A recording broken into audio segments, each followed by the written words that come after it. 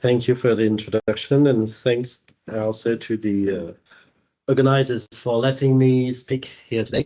So, as Marian just said, so I'm currently working on two-phase simulation for fluids. So, contrary to all the presentations we had today, there will be no structure in what I will show.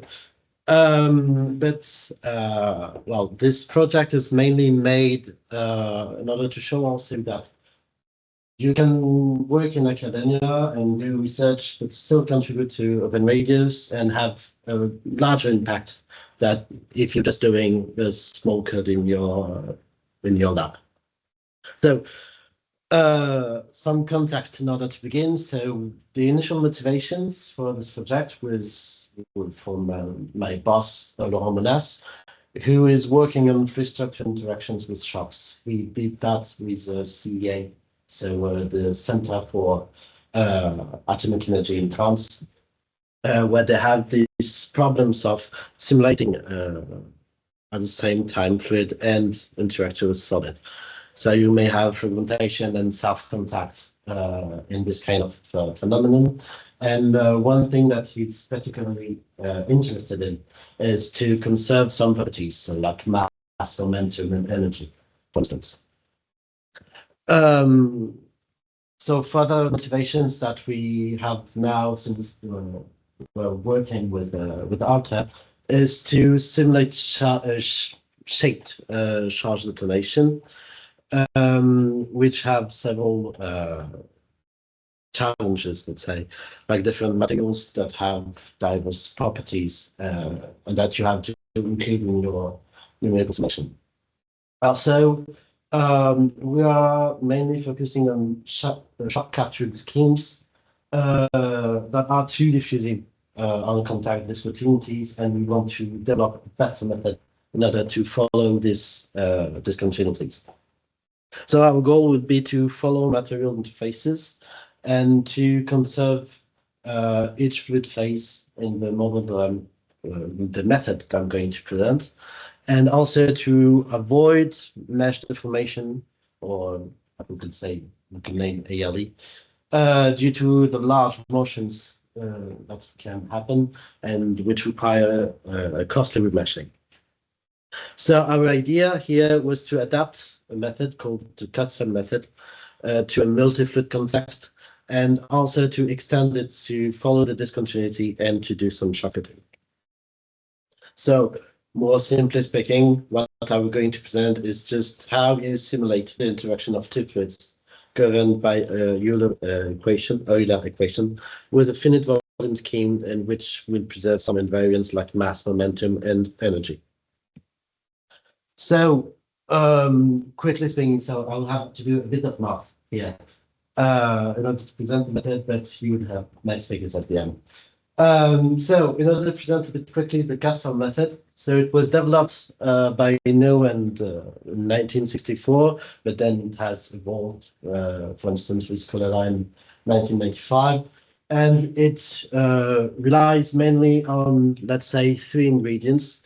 The first one being what I'm calling the fluid volume fraction, that I've denoted with a big lambda, which denotes here just this blue volume that you have here in this cube. Then you have the small lambda called the fluid surface friction, which is defined on each face of this cube, and which represents the fraction of volume that you have at each face. And then you have so in the context of fluid structure interface, you would have an interface area that I'm denoting here with an A, and a normal vector to this interface, which is described by a polygon or a polyhedron, depending on the dimension you have. Yeah.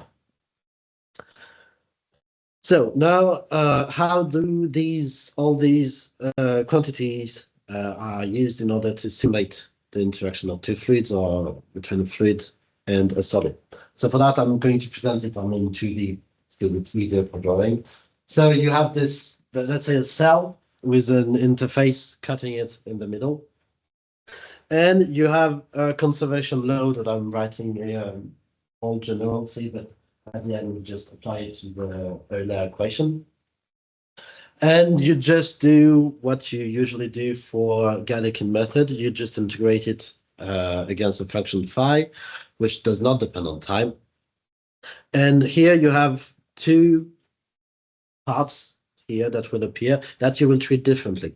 So you have a derivative with respect to time that you change using the Reynolds formula, which states that the derivative with time of an integral where both function and the domain of integration depend on time, you can just write it this way. Where here v of t is just the velocity of displacement of your interface. So here of the interface gamma t. But as you can see here, the cell is not moving, only gamma t, the interface is moving. So here you can just simplify a bit the integral you have here and just reintegrate everything into your equation. Now, second part, the part of the fluxes. Here you just use the green formula. Here again, you can change a bit the integrals you have here because everything is not moving. And you just divide it in two parts. One part, which is just the faces of your cell not moving, and the other part of your interfaces, which is moving. Once again, you change this in the equation, you rearrange a bit the terms, and you end up with this. So you have four terms, a dynamic term, which will be just what we will integrate in time, the numerical fluxes, the fluid numerical fluxes that you will find in most finite volume methods, an interface flux, and some DG local term that will just get rid of because we'll just define a finite volume method, and so we just take phi as being piecewise constant, and you end up with this kind of equation at the end. For those of you who know ALE method, this interface flux here at the end is actually just what you're using in order to deform the mesh. But here we won't use it, and I won't enter into the details, but this interface flux in the case of the Euler equation amounts are just solving a 1D Riemann problem in order to find pressure and velocity, and you can express this work of free pressure as follows. So here, in order now to integrate this ODE that I'm presenting here, you actually need mainly geometrical numbers or figures. So you need this big lambda, so the fluid volume fraction, this small lambda, the fluid phase fraction, and this A gamma t, which is the area of your interface. So in order to compute all these quantities, you need to do it in, let's say, 3 steps. So you have to do some 2D space plus time cell construction. After that, you have to do some clipping that I will present also, and eventually to solve an exact Riemann problem at the interface. So let's start with the time space cell that we have to build. So as I've shown before, you have a cell with an interface in the middle, which is moving in time. Of course, you will have to discretize all of this, so you have actually just 2 time steps, Tn and Tn plus 1. And the interface is moving in the middle. And what you are going to do is to construct in 3D a cell, which actually will just represent everything in space and time. Of course, here, since you may have some rotation of your interface, you have to approximate a bit what's happening in time by triangulating. So back to the equation I gave before. So we integrated in time using an explicit Euler scheme, and you just end up with different quantities that are just geometrical quantities that you can compute directly on this space-time cell. So for instance, the big lambdas that I mentioned before are just fractions that you have at time tn and tn plus 1. All these small lambdas are just the same type of geometrical quantities that you're computing on the faces in time.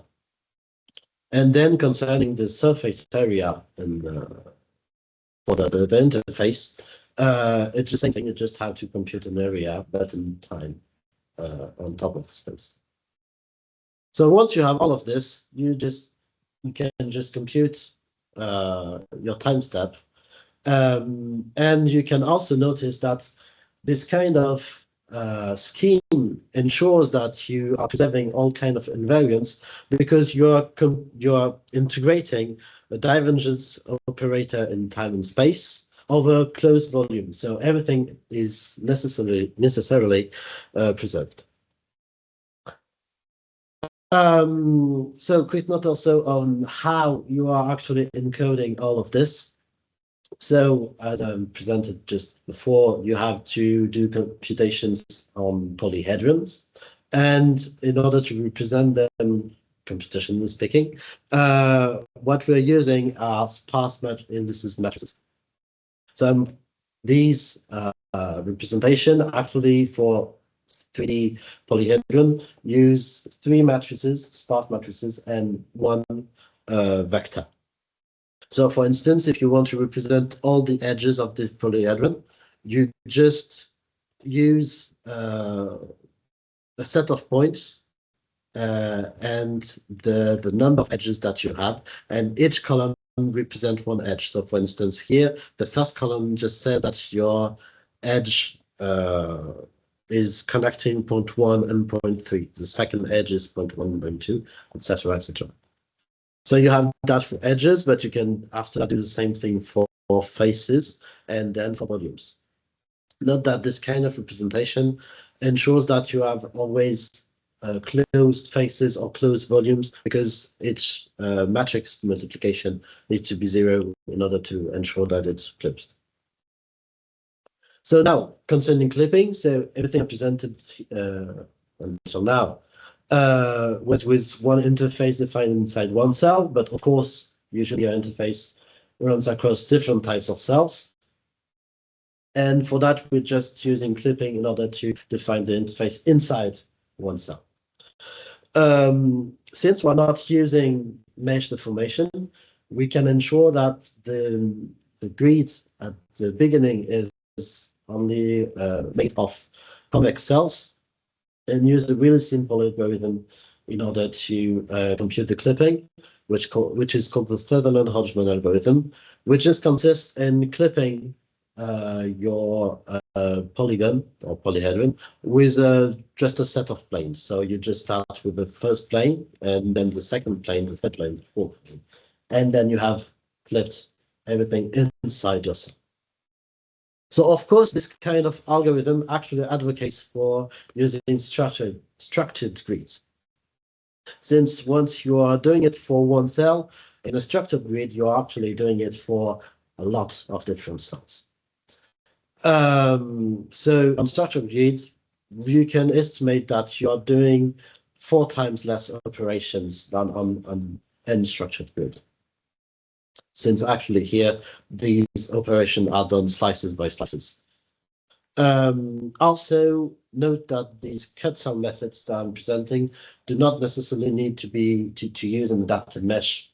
You just define your polygon on even a structured mesh, not necessarily adapted, it will still work.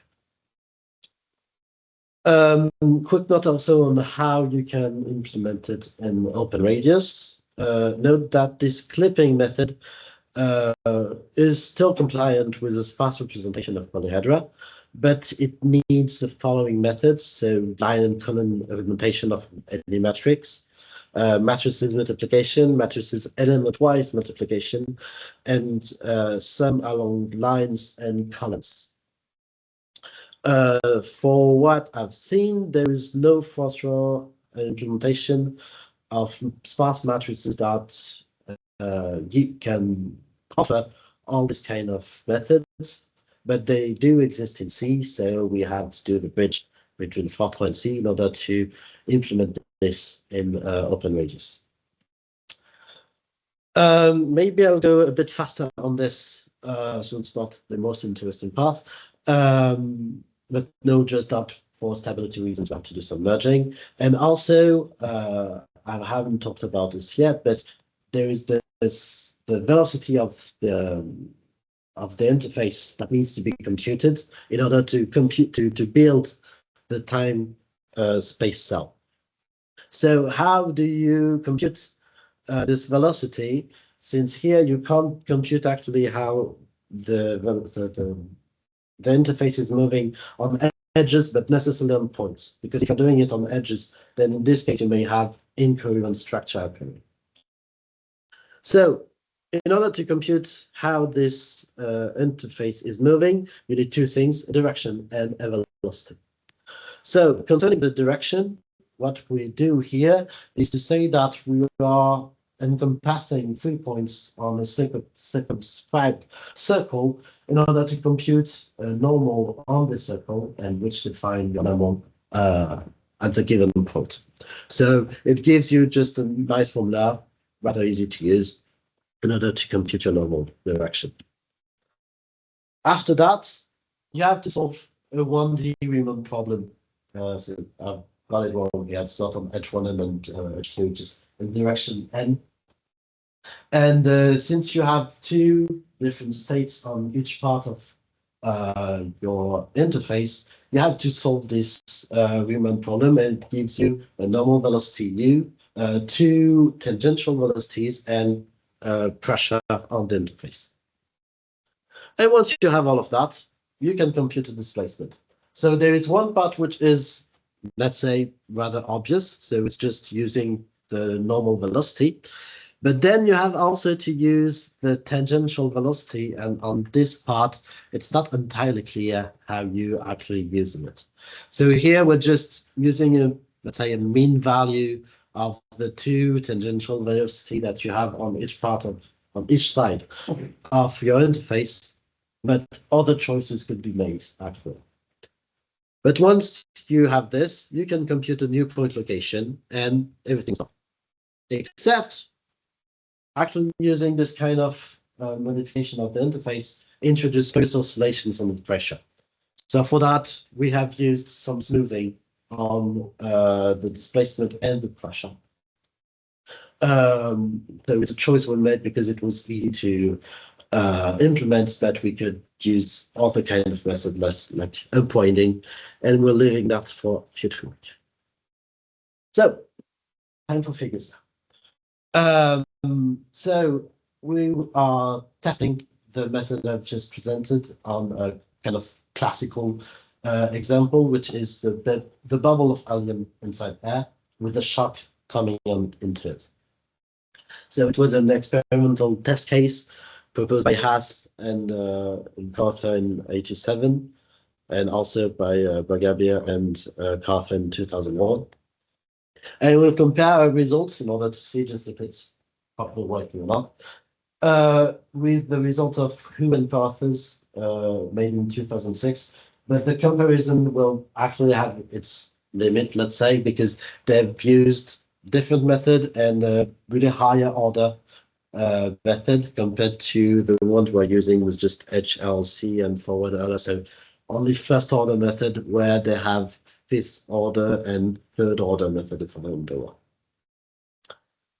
So now the animation on what it is doing with our method. So you can see just the shock advancing, two bubbles, with one bubble of helium becoming two bubbles up and down. And when we compare it with the results of Hu, Ku, Adams, and Huang, we see that qualitatively speaking, we are close to what they obtained. So we have these results at different time steps. Of course, since we're using let's say a lower order method, there are some shocks that we are not capturing, but concerning the formations of the two bubbles, we are there, let's say.